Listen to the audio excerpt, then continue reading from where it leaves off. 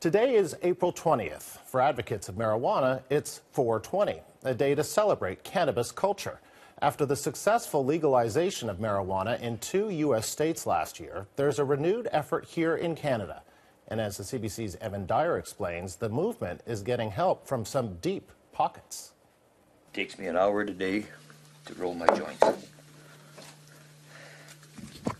thinking about hiring a personal assistant. Since last November, Bob Erb can probably afford that. On behalf of BCLC, here's our check for $25,001. Party crack a beer, smoke a joint. Erb did a lot more than that.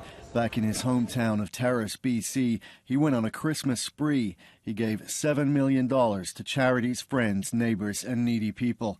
And Erb had another plan. I had always thought that I was going to win the big one. The million was the minimum amount I would be putting towards the legalization of marijuana.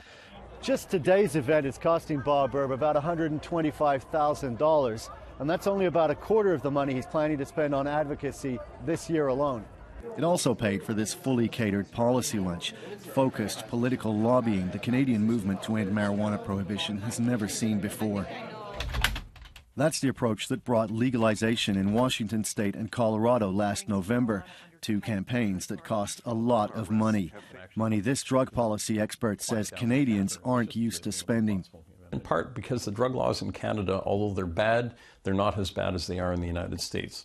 But in Canada, Oscapella says that's changing with new mandatory prison sentences for growing marijuana. As a matter of fact, the mandatory minimum penalties kicked in the same day as the Colorado and Washington state referenda. Just as the United States was moving in one direction, we were taking a step back. For Bob Erb, it's another reason to use his money to fight for the cause.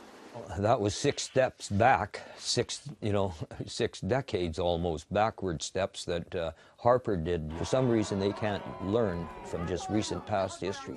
As legalization supporters gathered today in Toronto, in Winnipeg, and in about 50 other Canadian cities, they're energized like never before. Dyer, CBC News, Ottawa.